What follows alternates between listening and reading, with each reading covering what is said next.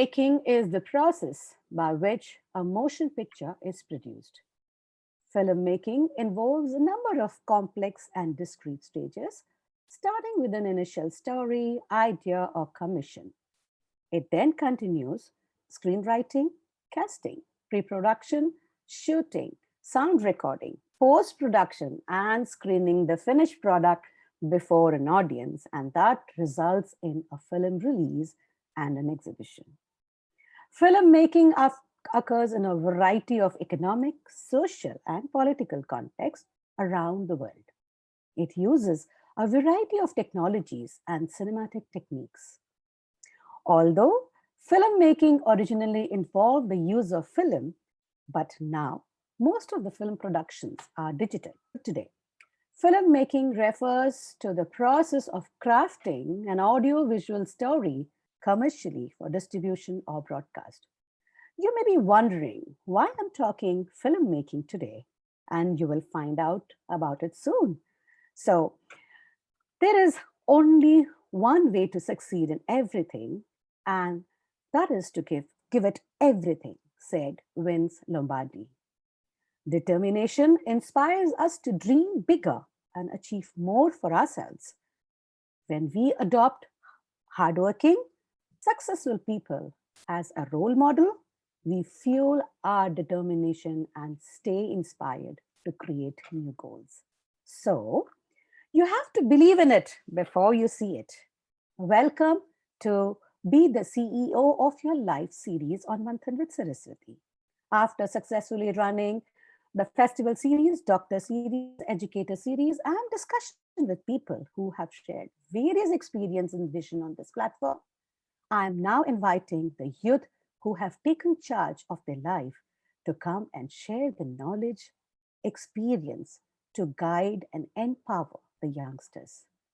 Today is the 6th episode of the series, and there's many more to come. And today on Manthan with Saraswathi, we are pleased to have Madhumita, a writer, a producer, and a director, and one film package filmmaker. Welcome to Manthan with Saraswathi, Madhumita. Thank you. Thank you so much. Thank you. And we are so delighted to have you on the show, Madhu. Happy to be here. Happy to be here. So kindly allow me to introduce you to the viewers, Madhumita. Sure. Thank you. So, yeah, Madhumita is a genre-agnostic filmmaker who grew up in Indonesia and did her undergrad in Singapore and completed her post-production from NYFA Los Angeles. Her films in Tamil, Vallamai Tharayo, won her first state government award and receives award for numerous festivals running for 100 days theatrically. Madhumita has directed 3 more Tamil films and 1 Telugu film. Her latest film, KD, which is on Netflix, won the Best Director and the Best Film for 2019. Madhumita recently wrote, directed, and produced the shorts Mauname Parvai as part of the anthology series Puttam Pudu Kalai Vidiyada for Amazon Prime Video that received a lot of applause and appreciation for its silent treatment. Currently, Madhumita is signed to direct the Hindi adaptation of the popular Malayalam film and has also signed an international monster film with LA, London-based production house that is due to go on floors at the end of this year. Oh my God. So much at one stretch. Imagine if it's so difficult for you to read it, imagine how tired I must be doing all of it. Exactly. Kudos to you for that. And I'm so proud that you have come up to this level, and that's because of your dedication and hard work. I know that, Madhu. Thank you. Thank you very much. Thank you very much. Thank you. And it's such an honor that it's a privilege, I would say, that I'm happy to be here. I'm happy to be here. Thank you so much. So what do you say? Let's hit the conversation? Yes, absolutely. Okay. So whenever I have a guest on my show, my first question really starts with something like this. So for you, it would be like you have directed and produced so many Tamil movies, a Telugu movie, and series of Amazon Prime, series what we introduced you about. So my question to you would be like, what actually inspired you to take this filmmaking as a career, Madhumita? I think when I went to school, I did my schooling in Indonesia and Jakarta, and I was never a very academically bright student. And I'm not afraid to admit it now. Maybe I was, I had hesitations about admitting it then because peer pressure, because, you're talking to even amongst families and everything, there's always, oh, what did your daughter score? What did your son score? And it was always about the marks. And I wouldn't say I wasn't intelligent. I just would say I wasn't very academically inclined. So if you ask me, physics, chemistry, biology, maths was not my thing at all. And I think that's okay. And I think that's really important because when I was in school, I didn't realize that it was okay. I was a very average student. I was scoring 50s and 60s, barely passing. And it wasn't because of lack of effort, I'll tell you that. I used to spend hours studying, but then simply because the subjects didn't interest me, and it was all about the academics. With all due respect to my teachers, they were great teachers, no doubt, but I think my investment in those subjects were not there. But I think I was not meant for that traditional way of school, right?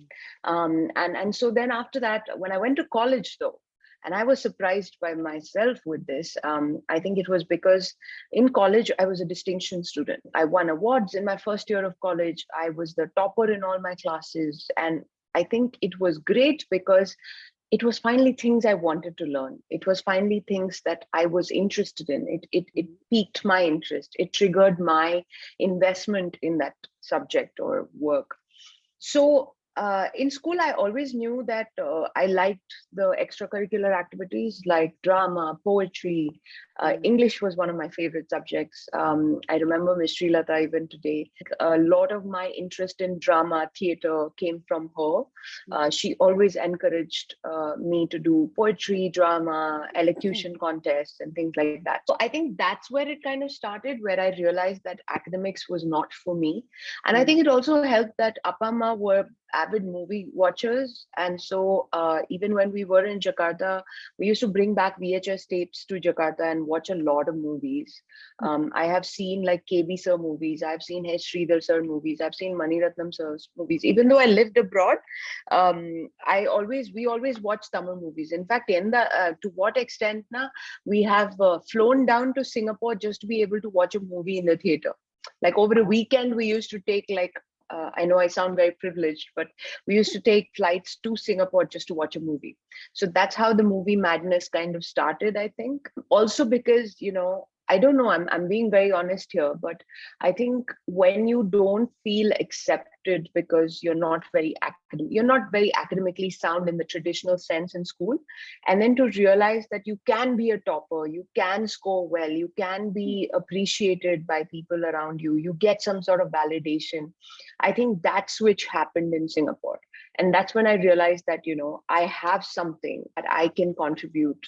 I have something that I love doing, and I have something that's inspiring me to create. Wow. And I think that's where filmmaking came into my life. Wonderful. And I think you brought in a very, very valid point here, Madhumita, that people, especially the Asian background, they think that, education, academically being brilliant is what education is all about. Absolutely. But then and it's so nice to hear from you that that's not the one. You can be inclined, you may have some special talent besides academics too, and you are one of the examples of that. Thank you. I'm glad, because I think growing up, I would have loved to see that there were other options. Yeah. I would have loved to see people who excelled in something else, and it wasn't just about 80, it wasn't about 90, it was not about 95. And I had a classroom full of very intelligent people where the average was, 85 or 90%. That always made you feel inferior, that always made you feel like you didn't belong. It made you feel like I wasn't smart. It made me feel like I wasn't intelligent. But then to realize that that's not the only way to go. There are hundreds of different things you can do. Even if I can make one less person feel as alone as I did in school, then I'm grateful for that. I think you're putting a very, very valid point and a very strong point across here, that yes, you are not to be judged by the academics, right? Absolutely. And there is so much beyond a student's ability that, that which has to be appreciated, which has to be recognized. Absolutely. Absolutely. Absolutely. Beautifully put across. And I'm sure the viewers who are watching and the young people who are watching will definitely not be, so depressed that, okay, I'm not academically sound. But surely you would be an inspiration to say that, buddy, you have something across academics too. Very good. Thank you, Madhumita, for sharing this thought so openly. It'll be an encouragement for the ones who are not academically sound. Yes. No, I think it's important also because we're so afraid of showing our weaker side. But I was hesitant about talking my marks and things like that, talking about my marks, because that peer pressure. What did you score? What did I score? And it's like you rightly said, in Asian education system, in Asian, even though I must say my parents were never pressurizing me to score higher. They always, encouraged me to follow whatever my heart said. My mother wanted me to be a doctor, and my biology. I'm an animal lover, so I hated dissecting the rats. So she figured, okay, this girl is never going to become a doctor. So my dad wanted me to be a lawyer, and so I still argue very well. Let me tell you that. But I didn't. So my parents, my brother, they've all been very supportive, and they didn't create that pressure for me. So for me, my home was my safe space. So I was grateful for that. It's nice to have a supportive family. And I remember you as a teenager. I remember you going to NUS, and I think you had a short film done on women's menstruation, right? Yes. Is it true? Because I remember seeing that. I said, oh, Madhu has done that. Wonderful. And I can tell you the pride which Mama had when she shared that on that. I can recall that. And then you went to to LaSalle. Yeah, LaSalle. I went to LaSalle, yes. Yeah, LaSalle. So whatever you have gained in this field of education, like you said, you learned so much in college, and you gained your exposure towards filmmaking and towards the field which you have chosen grew. Right? What has been particularly rewarding about the path you have taken? I think it's telling stories. So when I was in college, I think the kind of films I used to do were very different. They were very artistic cinema. They were very video art. They would get so the highest form of recognition was getting screened at a museum or screened at a festival. That was the highest medium, and it was called video art. It wasn't the kind of commercial cinema that you see on screen, theatrically distributed. It wasn't like that. It was a installation art or a video art where people would have to go to museums and artistic centers to view this, and it was an expression of your thoughts. What I gained through this is telling stories. Though I do very commercial films, for a larger audience and not for a very specific artistic audience. I think the what's common between the two is the fact that it's telling stories. It's a way of expressing. The short film that you're talking about, menstruation, it was very, very therapeutic for me, I think, because we women are so, told hush, hush, you're not supposed to talk about it. It's something dirty. It's something that you kind of whisper to someone about, or even when you go to a store today in India, I don't know how it is in Singapore anymore, but, even when you go to a store in India today, they still wrap it, your sanitary pads with newspaper and give it as if it's something to hide. One of us gets our periods while it's on set. Everybody's like, hush, hush, do you have a sanitary pad? Do you have a sanitary pad? And I'm like, just ask. I mean, it's a bodily process, right? So I think that's where it started. I felt very relieved. I felt very liberated. I think that's a great word. Liberated to be able to just express my thoughts on certain things. And I think filmmaking is all about that. Whatever story you kind of choose to tell, I'm hoping that there is some takeaway from it for the audience. I'm great. You're talking about stories, and I'm sure with your latest one, KD, is reaching very well to the audience. Thank you.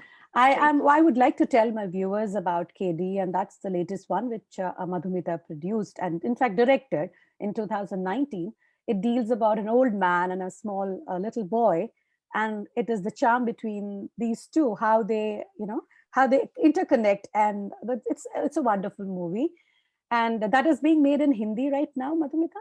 Is that so? Yes, we are pitching it. The script work is done and it's being Yeah. remade in Hindi Right. with Mr. Nikhil Advani and Monisha Advani, who are from MA Entertainment, which is one of the leading production houses and busiest production houses in Hindi cinema. So KD, it's been fun.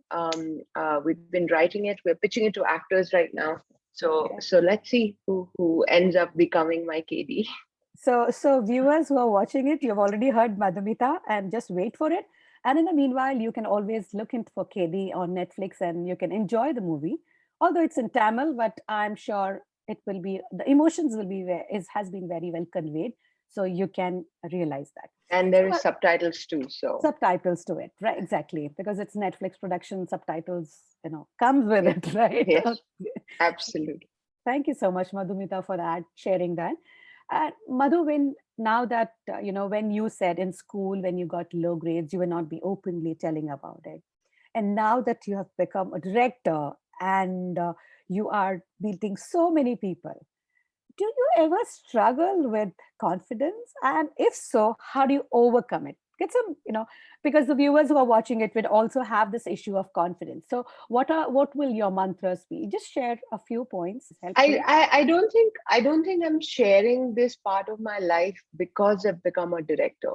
I think I'm sharing that part of my life, or I'm confidently sharing that part of my life because I have learned that what I can contribute, what I'm worth is a lot more than where I valued myself, so many years ago. I think it's not just about, oh, I've become a successful director. So no matter what I say now, nobody cares, or nobody is going to look down on me because of that. It's not that. I think it is because, that kind of, I think confidence is the right word. I didn't have the confidence to understand that, I shouldn't judge myself based on my academic score.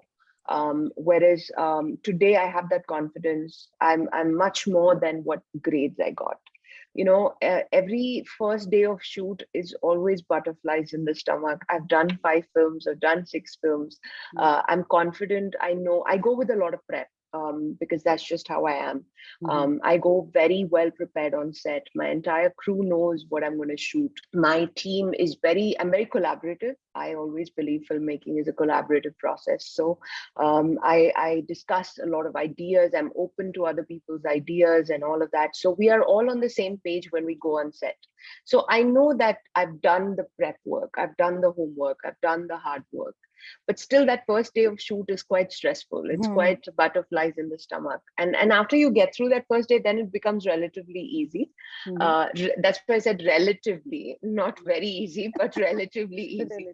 But I have, bitten my tongue when I was talking to a producer, or so the part that I don't enjoy the most is when you have to go and narrate your film. So I'm a person who writes. So I would much rather prefer somebody read my script and understand what it is. But in today's world, the norm is that a director goes, even to an actor, even to a producer, the director goes and narrates the story. So funniest thing happened. My nieces, my brother's 2 daughters, they're 10 and 7. So when they were slightly younger, they used to always want to hear stories every night.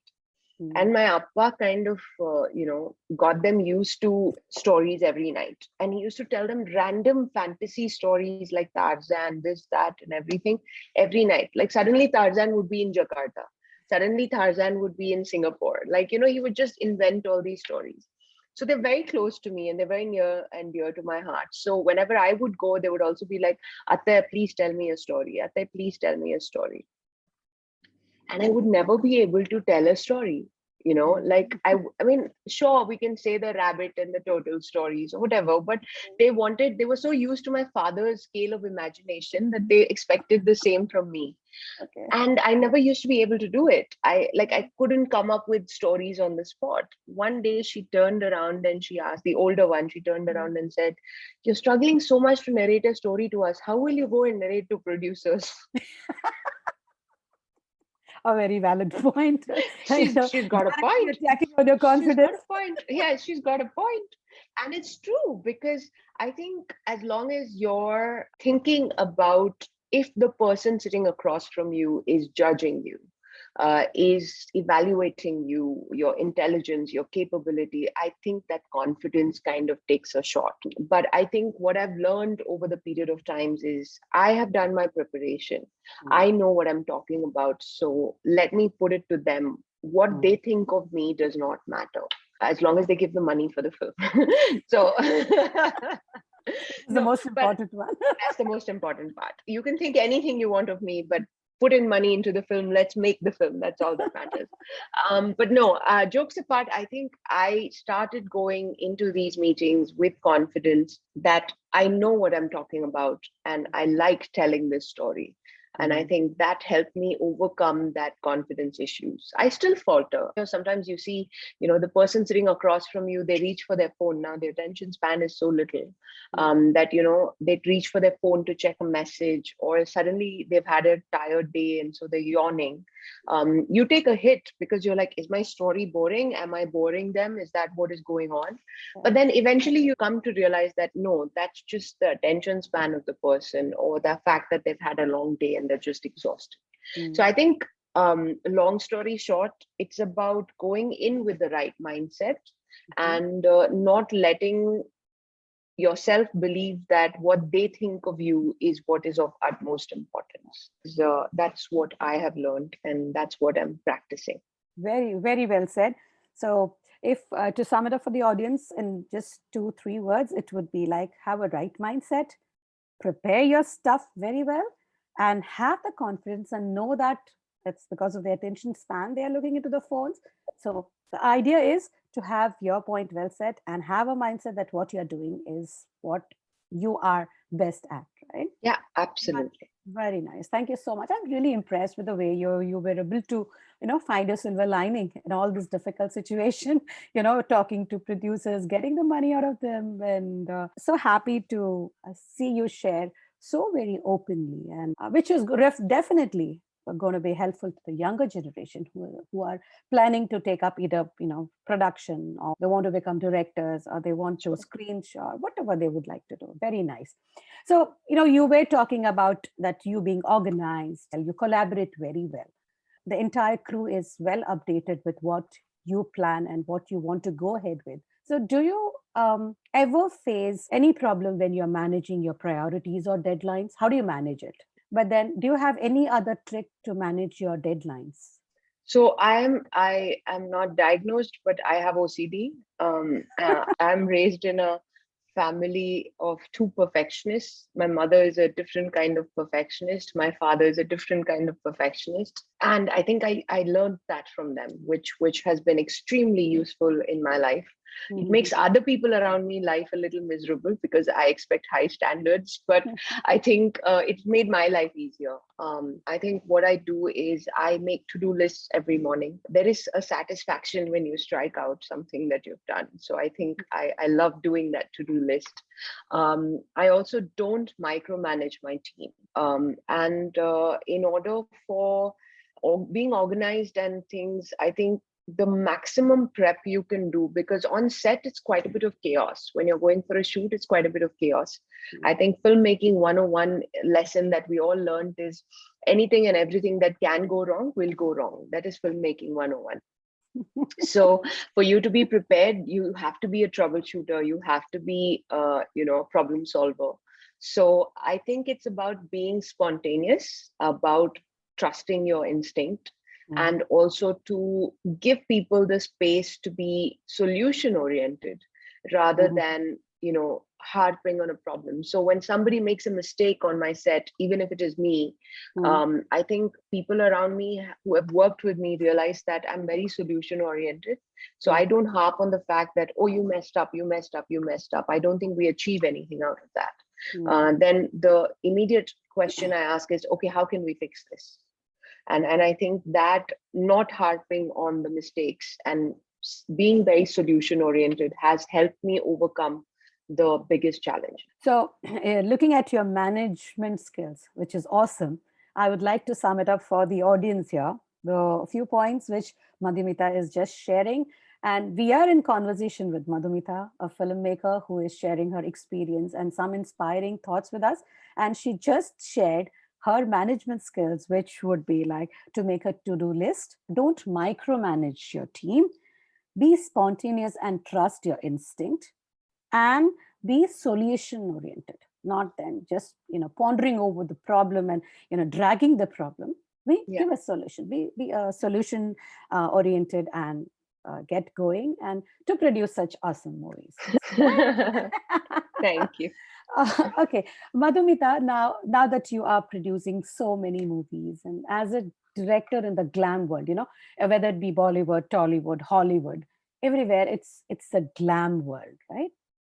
So yes, you definitely manage so many people, and I'm sure you have difference of opinion and does arise, and some situation or the other you will have a conflict.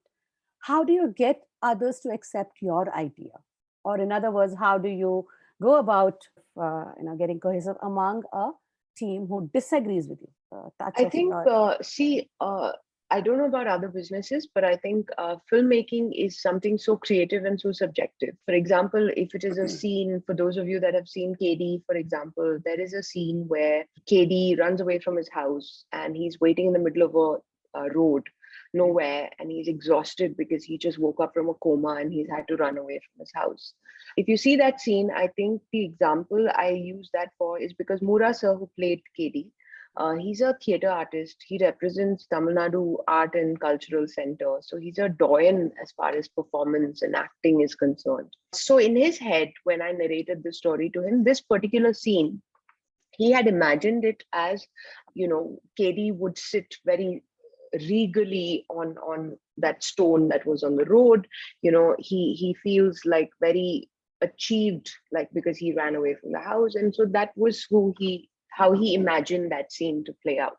Yeah. In my head, it wasn't the case. In my head, he's somebody who's just left. He's not a hero, right? I mean, in all practical context, he is the lead in the film. But he's not your typical hero who jumps from one train to the other. He's not that exaggerated hero. For me, where I disagreed was I said, he's just come out of a coma and he's just, ran away. He's just overheard his entire family say that they don't need him and they want to kill him. And so imagine the mindset of the character at that point.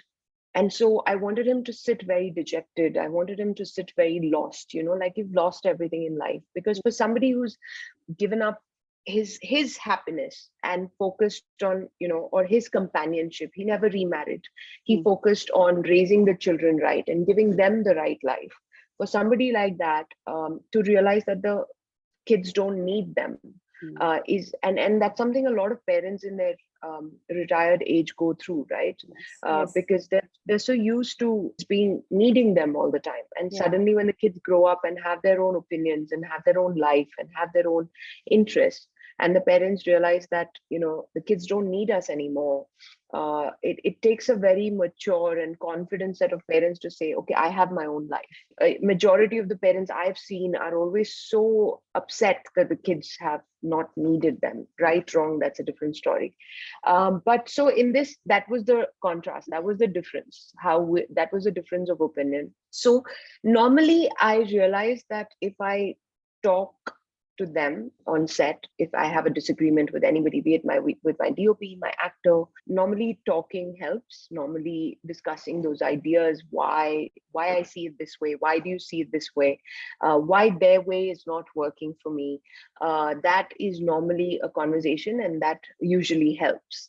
Where it gets a little problematic is if either me or the actor or the DOP, whoever I'm having this argument with, their ego comes into play. Where I know better. As a director, normally a director is called a captain of the ship. Most of the time, it's so that you can blame the captain when it goes right or it goes wrong, right?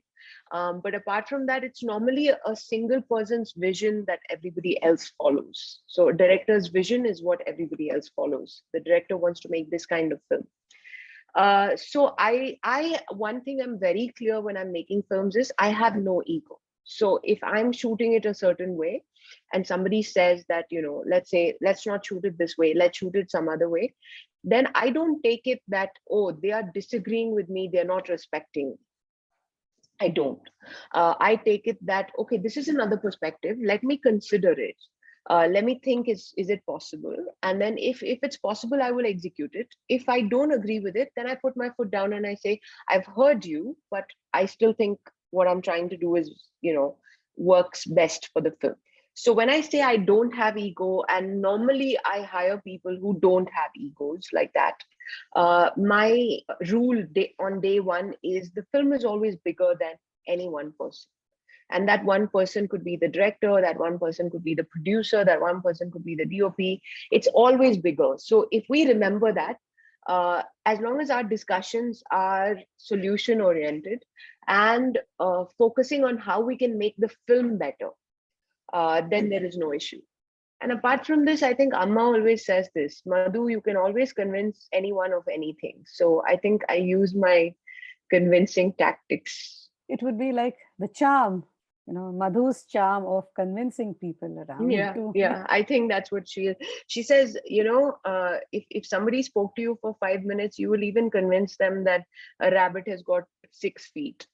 So I think I was blessed with that talent, which is why I would have made a good lawyer also, by the way. I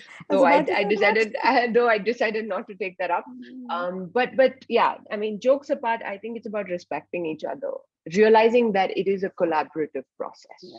You can say that the team is more important to you when it comes to producing and directing a film, and respecting each other, definitely. And I think it's in all games, like whichever part of the profession you're taking, the team, you have to take the team along with you, because it's not one man's success, it's the entire team's success.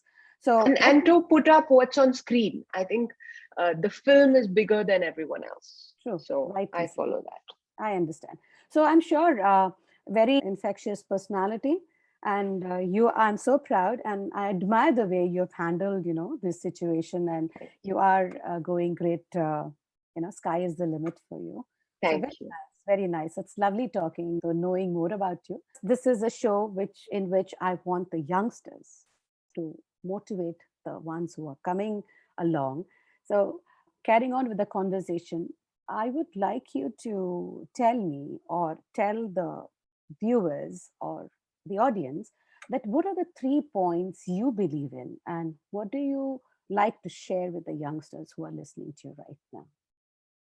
So one thing that I don't do is preach or advise, because I think I know this, I've heard this, but then it's not the advice. What happens is when I, as an elderly person, or anybody who is older than 50 plus, they try to talk to the youngsters, the vibe is like, old enough, these people keep talking.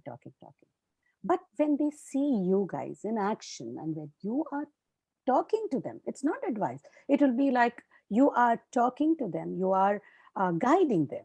It doesn't come as an advice, and that's why I said, what are the 3 points? But when it comes from you people, it is like, yeah, she is something, and she is talking to me, and she is guiding me.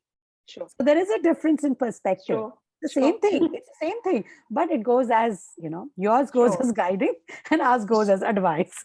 So here's what I will do. I will tell you what has worked for me and what I live by. Exactly. This is what I want to know. Yeah. And then, if it works for somebody else, then I'm really glad.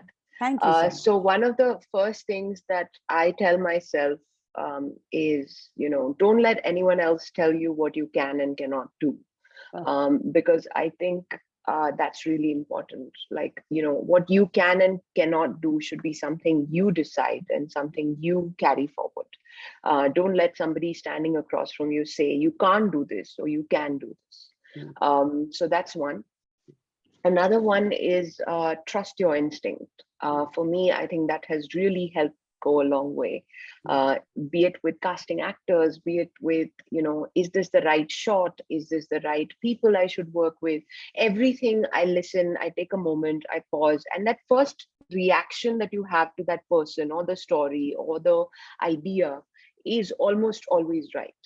That first gut reaction, that first instinctive reaction. So trust your instinct. And I think be kind to people. I think in a world that we live in today, this kindness is so important. Respecting other people is so important. I mean, it's very easy to ruin somebody's day. It's also that easy to make somebody's day. I'll give you an example. I was sitting in a very intense meeting, argument with a colleague in a coffee shop just 2 days ago. And I was sitting there and I was talking to her and we were arguing about something. I mean, we were both respectful to each other, but it was a high stress moment. And both of us were arguing when randomly some other person in the coffee shop came to me and said, "You've got the most beautiful features." Like, they don't know who I am. I don't know who they are. And they just walked up to me and they said, "You've got really lovely features," or "the most beautiful features," or something like that. And then that person went away. I said, "Thank you." And that person went away. Now, if you see post that compliment, the conversation, the heated conversation between me and my colleague, like died down. We were both like smiling and laughing, and we're like, "Okay, let's try this, let's try that," And I think the mood just changed. And I realized that person who said it to me had no reason to say it to me. They gained nothing out of it, except for but I gained so much from it. I mean, I would have, if I had argued, if I was more in a heated discussion, I would have lost this colleague. I would have lost a friendship, a respectable professional relationship. But that random person saying something random like that, which was such a kind thing to say, changed the entire mood of that conversation. And if you can do that to someone, then why not? So just be kind, I think. That's wonderful. And I can tell you that you have such a beautiful soul. Like, you are sharing it so openly that that one compliment made you feel so thing. And your true beautiful soul was reflected after the entire thing. So friends, Madhumita has just shared her 3 points, which I would like to just summarize. And according to her, don't let anyone tell you what to do and what not to. You are the master of your own ship, right? Then is trust your gut instinct or trust your gut feel. And kindness, empathy is so, so important. And and Madhumita, we have had this educator series where the administrators or the educators also emphasize that what is lacking in children these days and what they should be doing is to inculcate this empathy, which is so important for the mankind, and for the, for the future generations to come, because that's one thing which can kindle the, heart and make you a perfect being, So wonderful. And I think we're having a lovely session talking to you. And just we are reaching towards the end, and a couple of questions more, which I would like. Now that you studied, with Steven Spielberg, did I? No, I didn't study with him. So like how every industry has internships when you're in college, I did my master's in Los Angeles. Like how if you're in engineering, you get to do an internship with somebody for 2 months as part of your college thing. So like that, I was working on Pirates of the Caribbean film, where I interned for 2 months, and it was just a really amazing learning experience. Yeah. So yes, coming to that, when you moved to India and you started producing, and I have heard your challenges here. So, but I would like to know the youngsters who are going to listen to our show, that what is the biggest challenge you faced? First one, when you finished your masters and you decided to do the films and being a director in the Indian Asian thing. So definitely there was a cultural difference which came in. So when you started, what were the biggest challenge if it is possible, like how do you overcome it? You have said a few mantras earlier. Like how did you manage the cultural difference and what helped you the most? So while I was in Los Angeles, of course, I didn't get to directly work with Steven Spielberg or anything. I would have loved that. But I think we were exposed to a lot of lectures and master classes, individual guest lectures by different, very experienced and doing professionals from the industry. And I think I was used to the kind of way filmmaking was done in Los Angeles. When I moved back to India, I don't think it was that much of a cultural shock, I would say. I think also because when we were growing up in Indonesia, I think we were more in touch with our culture. We were more in touch with our traditions and background and things like that.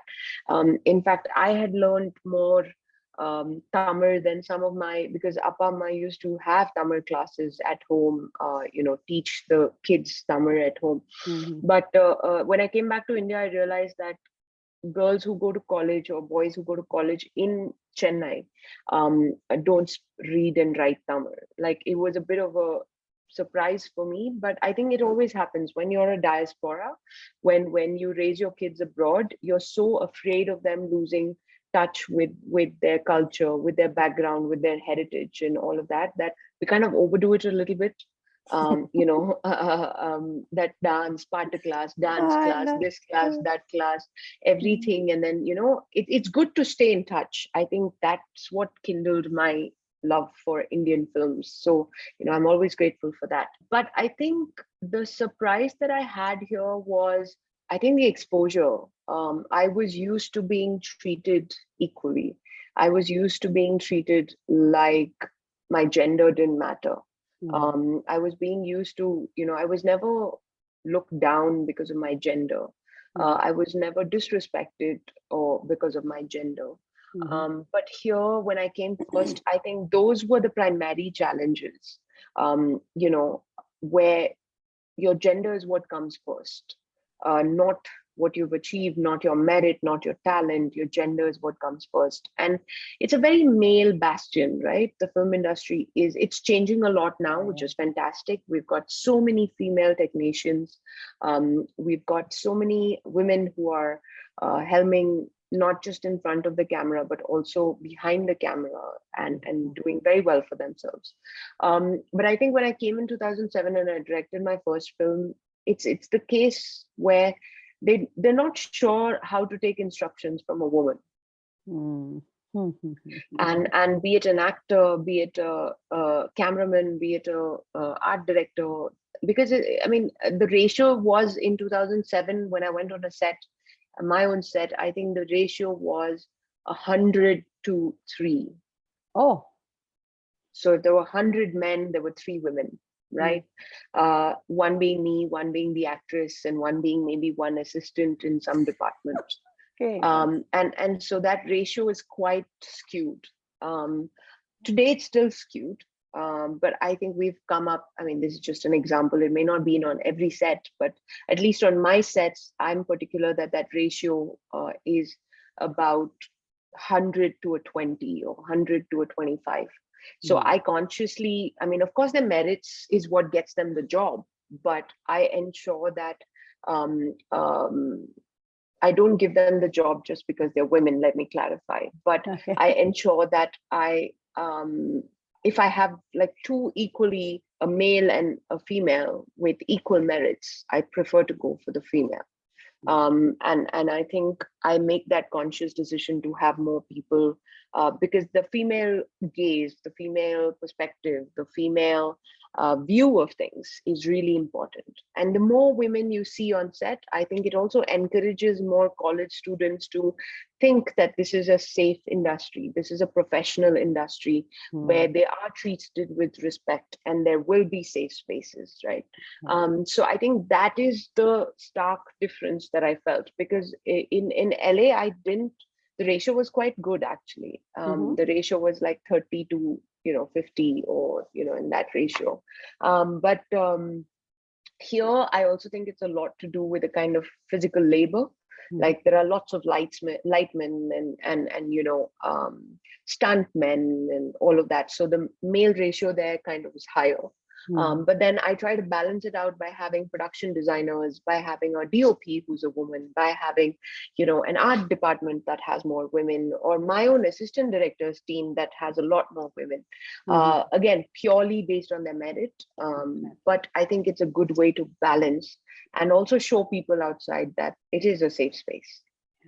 See, talking to you, I'm sure the female students who are listening to it, they will also be motivated, and they will definitely know that it's kind of woman empowerment, but the one with the merits on it. Not that everyone gets into it, but it is a very it's good that you're bringing it out. It's a very safe space to work, unlike I said earlier. Very nice. And when you talked about it, I'm just remembering one. When you did your first film, Vallamai Tharayo, I remember I doing the emceeing for you. And your Papa Sundaraman sir, he was we had a huge auditorium. I introduced your movie.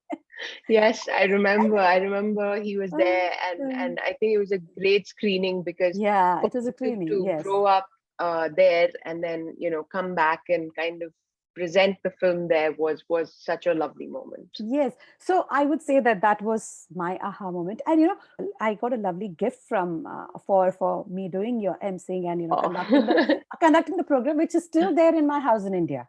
Okay. Lovely. and each time I see that, I definitely think about Sundaraman sir and that event.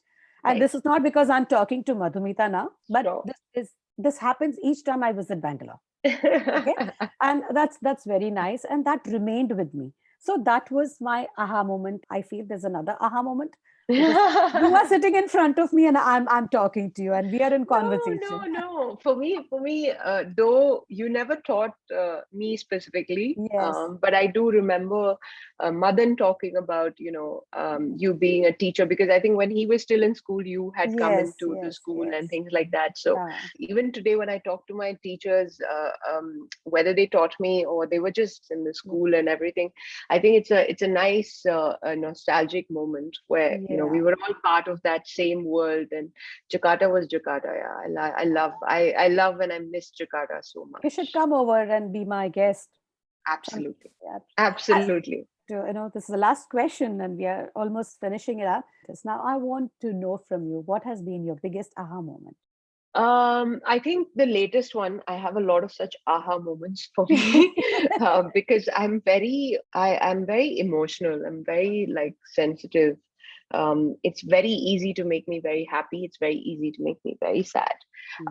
So I'm very expressive like that. So KD, I think we had done a lot of film festival screenings. I had traveled with the film to London, to New York, to Ontario, Canada, many different places. And the film was doing really well. I had gone back to Singapore, and the film was receiving rave reviews.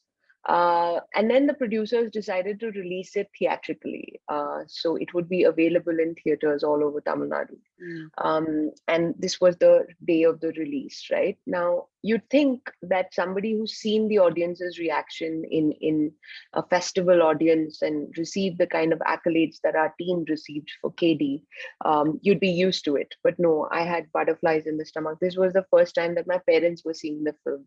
My nieces were sitting there and watching the film. My brother, his wife, they were all there. And my entire crew and their family was also there. So we had all bought tickets at the theater for my film. Like literally, we all paid for the ticket. Went and watched it with the crowd. with the public, right? And of course, the public did not know that I was the director.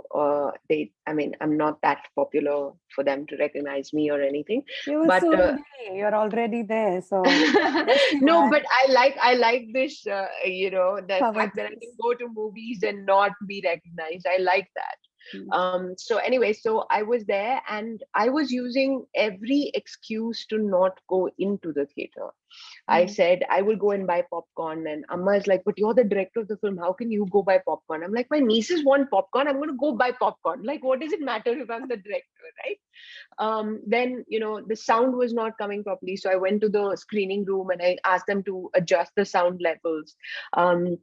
And then Amma said, are you coming inside or what? I'm like, you guys go sit, I will come. And then I said, my DOP is not here, so I'm waiting for him to come. Like I was just making excuses like this, not going into the theater. But honest truth of the matter was that I was afraid to see the audience's reaction, because a film that does well in film festivals doesn't necessarily do well theatrically, because it doesn't have a star. It doesn't have a Vijay, Ajit, Shah Rukh Khan, Akshay Kumar. It's not one of those films. Mhm. It's not a very hero oriented film. It's a very feel good, sweet kind of film. Mm. So and there's no known actors in the film. That kid was acting for the first time. Mura sir had been playing a lot of supporting actors and he'd never played a lead, so it was all that. So I was making all excuses to stand outside, and I managed to pass time till the interval point. Trust me, I did not go into the theater interval point. Amma is constantly messaging me, come inside, see how the audience is reacting, come inside, see how the audience is reacting. But I'm like, in Tamil, we have a saying, Kari Kari Uta Poranga. And I was so confident that they were going to diss it and they were going to hate it. And they were going to. So I was standing outside and waiting for people to walk out of the film saying, bore picture, yeah, or whatever, right? And then post the interval, my Amma literally came down and dragged me inside and made me sit in the theater. And by the time I came in and sat, it was around that song between the old man and The boy. his love interest. No, the Oh yeah, romantic song. Yeah, the woman he goes to meet, the yeah, woman he was always in love with. yeah. And that song is a montage song, right? It's a very sweet little moment, kind of. There were people whistling and clapping and like they would a Salman Khan film or a Rajnikant film. There were Uh, people whistling and clapping and laughing and smiling with those moments, and I must have held on to my Amma's hand so hard that my nails would have like dug into her skin. Like that's how nervous I was. And then that's when I let it go. And she turned around and she saw, and even I didn't realize I was crying. Like for me, it was such a relief, because making a film is such a hard thing. And I mean that with a lot of respect. It takes so much out of you. I mean, it's not just the physical hours, it takes so much mental space in your head. Um, Randomly, I'll be out with my husband for dinner and he will be talking about something else. And then I will randomly bring up some thought about the film that I'm making. uh, Like it just manifests itself. When they say making a film is like giving birth to a baby, they're not kidding. Like it literally, I don't mean to disrespect women who have been pregnant and carrying a child, but trust me, when you look at it from where I look at it, it is like bearing a child. And by that logic, I am the mother of 6 children now. That moment for me was a big, big revelation. It was a very happy moment. And I think that was my aha moment where, I sat with the audience and I realized that that little film that we had made, that little effort, I mean, it was a lot of effort, but all of us worked so hard for that we were finally able to reach it to an audience that loved it. So I think that was my aha moment. oh, it's so sweet, I would just say one thing here, Madhumita, that you dreamed of becoming a filmmaker, and a dream doesn't really become a magic, right? It doesn't become a reality through magic. So it takes sweat, determination, and hard work, and that hard work has resulted in 6 babies, and it will many more babies to come. Absolutely. Okay, Absolutely. okay, it was wonderful. So I would like to end the show with an amazing thought of Vincent van Gogh. If you hear a voice within you say you cannot paint, then by all means paint, and the voice will be silenced. Friends, ponder over this and enjoy the weekend. Once again, I want to thank Madhumita for taking her time out from her busy, busy schedule and sharing her intriguing, inspiring thoughts with us. And it was truly splendid and magnificent having you on my show, Madhumita. And I certainly wanted to thank Mr. Suresh also, who Yeah, helps me of course. bring out this talk to you. And kindly like the page Manthan with Saraswati. And this is Saraswati saying bye-bye. And once again, thank you, Madhumita, for being on the show. Thank you so much for having me. I'm really grateful for an opportunity to talk about what I've gone through, what my thoughts are. So thank you very much for having me on the show.